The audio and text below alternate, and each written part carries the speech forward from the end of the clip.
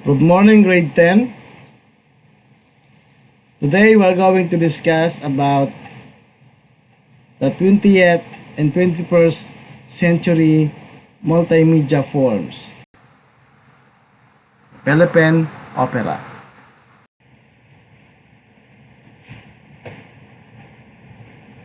Okay, so any idea about opera?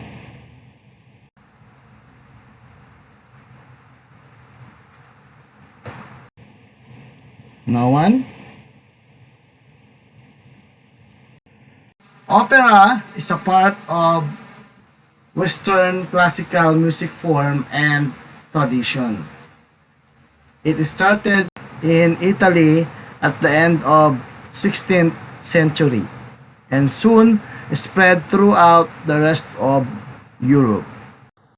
The opera is an art and musical form in which singer and musician perform a dramatic work, combining text called libretto and a musical score, usually in an elaborate theatrical setting. Okay. So that is an image of Philippine Opera. Philippine Opera incorporate many of elements of spoken theater, such as acting, scenery, costume, and dance. The performance is given in an opera house, cultural center, theater, or auditorium. It is accompanied by an orchestra or smaller musical ensemble. And the dialogue is entirely sung and not spoken.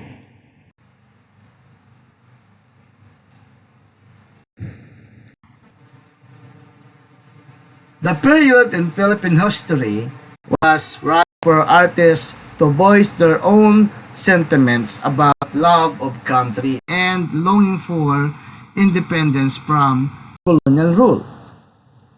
The element of tragedy emanating from popular themes of romance, deceit, murder, vendetta, and human frailty became a favorite story pattern of the Philippine Opera.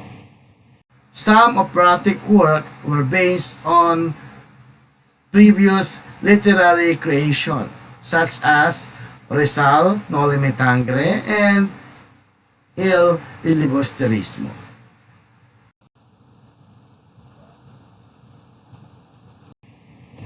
Okay, let's proceed to the local theater and early Philippine operas.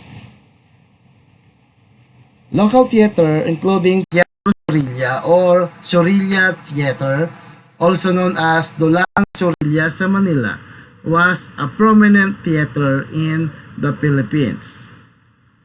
Italian operas held in Manila Grand Opera and Metropolitan Theater or Met. Okay. Italian opera held in Manila, the opera named Lucia di Lammermoor, La Boheme, La Traviata, and Aida.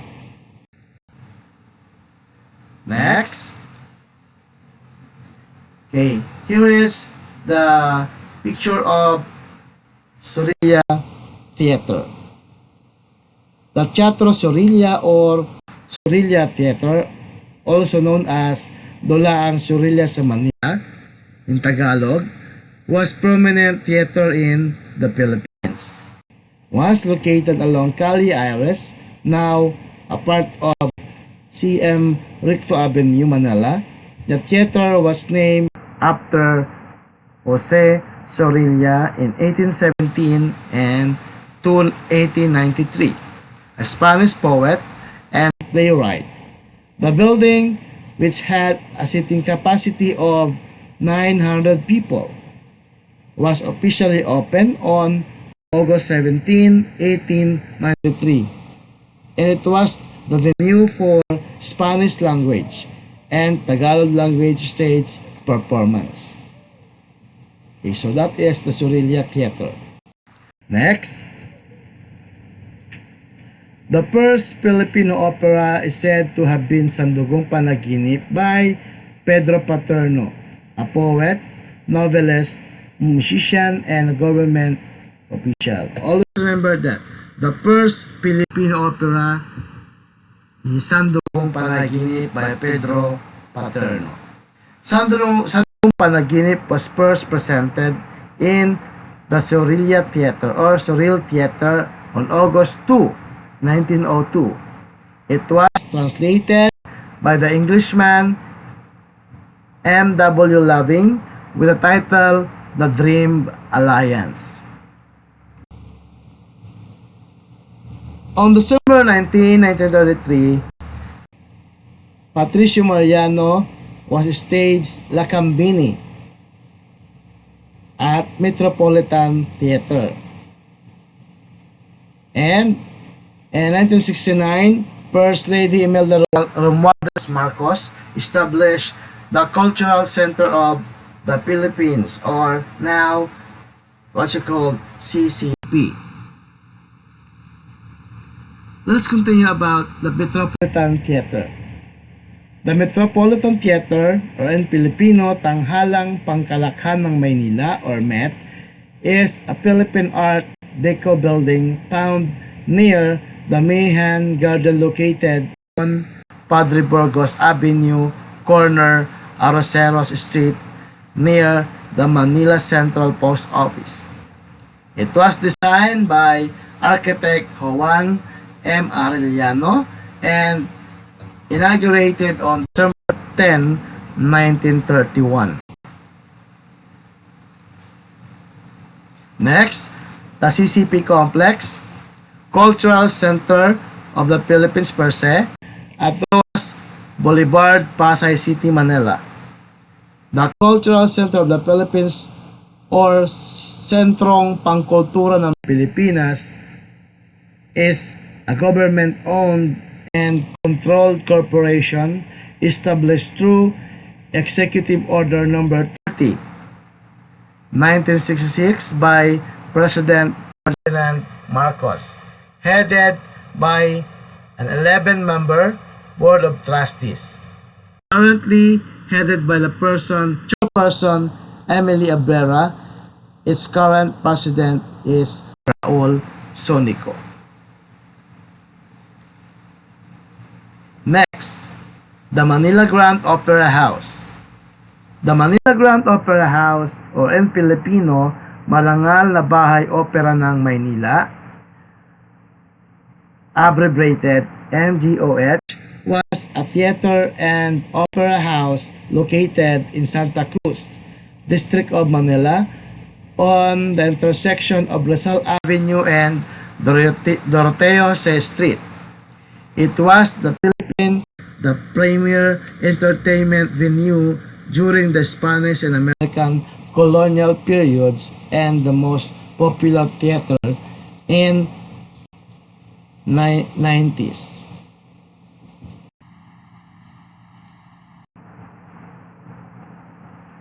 Next, here is the original Philippine opera, La Loba Negra, Norme Tangere, and El Polvesterismo. So, activity time. Prepare one whole sheet of paper and answer the following question, or you can use your notebook and answer the following. How was life in the 20th century reflected in the different Filipino operas? Are Philippine operas relevant to life in the 20th century? Explain your answer. Number 3 question. Explain how theatrical elements in a musical play are combined with music and media to achieve special effects. I will give you 20 minutes to answer the question.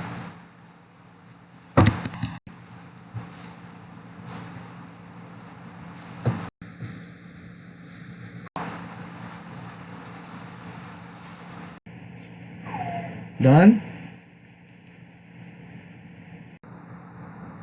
Okay. So, you know already the Philippine Opera. I want you to make an advanced reading about the original Philippine Opera, La Loba Negra. So that will be all for today. Thank you and God bless.